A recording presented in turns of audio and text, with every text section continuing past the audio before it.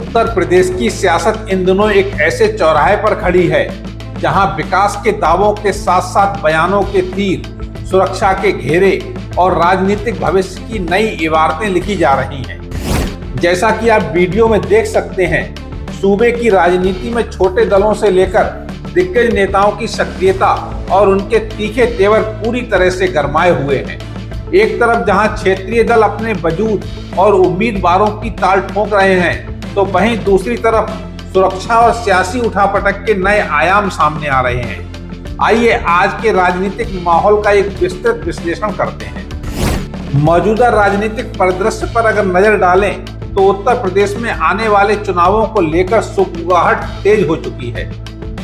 राष्ट्रीय परिवर्तन दल और राजार्य सभा के नेतृत्व द्वारा जिस प्रकार आगामी विधानसभा चुनाव के पहले उम्मीदवार के रूप में गगन यादव के नाम की घोषणा की गई है, वह यह साफ संकेत देता है कि क्षेत्रीय और छोटे दल अब अपनी राजनीतिक जमीन मजबूत करने के लिए पूरी ताकत झोंक रहे हैं। पार्टियों का यह दावा है कि युवाओं की बड़ी शक्ति उनके साथ है और वे अधिकारों की लड़ाई सड़क से लेकर सदन तक लड़ने के लिए तैयार हैं।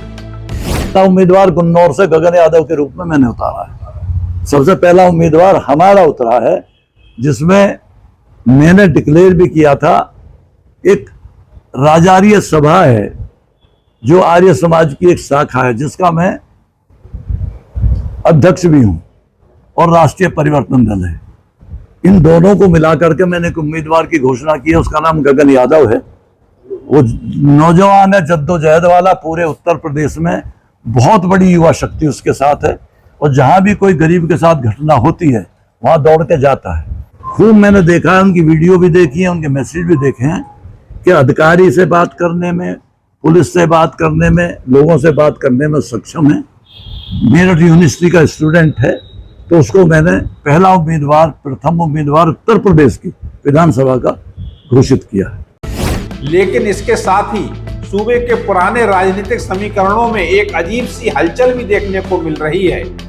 उत्तर प्रदेश की राजनीति में कभी अपनी मजबूत पकड़ और रसूख के लिए पहचाने जाने वाले कद्दावर नेता और पूर्व सांसद डीपी यादव द्वारा हाल ही में अपनी और अपने परिवार की हत्या की आशंका जताए जाने के बाद सियासी पारा और अधिक चढ़ गया है।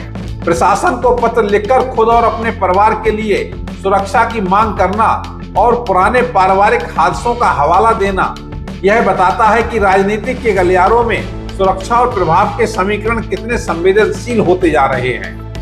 बात के कारण को तो मैं भी नहीं जानता। मैंने माननीय वरिष्ठ पुलिस अधीक्षक से पूछा भी था कि लगातार सुरक्षा न देने का कारण क्या है, कुछ क्या बता सकते हैं। मैं तो यहाँ तक भी कह डाला, डीजीपी का लेटर आपके पास है, होम मिनिस्ट्री का लेटर आपके पास है, आप मेरी एप्लीकेशन को रिजेक्ट करके ही मुझे दे दीजिए, तो मेरे को पता तो लगे क्या कारण है। उन्होंने कोई जवाब नहीं। क्या आश्वासन दे रहे हैं? अच्छा, देखते हैं, हम एलआईयू को पूछेंगे। अब एलआईयू को पूछेंगे तो एलआईयू हमारे खतरों को हमसे ज्यादा तो नहीं जानती है। हम पे कब क्या हो जाएगा इसको तो ज्यादा हम ही जानते हैं। लेकिन फिर भी आप रिपोर्ट ले लो, कौन मना करता है।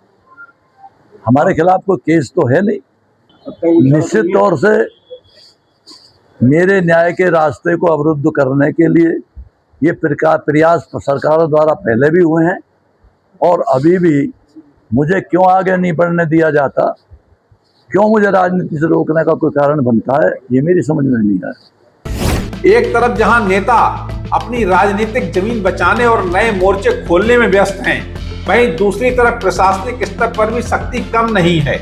चाहे वह कानून व्यवस्था का मामला हो या फिर अवैध गतिविधियों और ताबड़तोड़ कार्रवाई का, सरकार हर मोर्चे पर मुस्तैद नजर आ रही है।